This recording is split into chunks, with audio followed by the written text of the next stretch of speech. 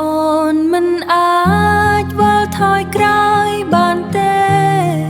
ឲ្យអូនសុំទោសផងទុកសោក្នុងចិត្តនៅសេសសល់ដូចជាភ័យហើតាមខ្យល់រាល់ពាក្យពេញដែលបានថ្លែងបានត្រឹមសល់ត្រឹមភាពស្ងាត់ជ្រុំតែអូនមិនអាចវិលថយក្រោយបានទេឲ្យអូនសុំទោសផងតែអូនមិនអា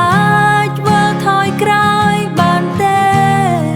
ឲ្យអូនសុំទោសផងពេលវេលាមិនរងចាំយើងឡើយអូនដឹងថាយើងដើរដល់ទី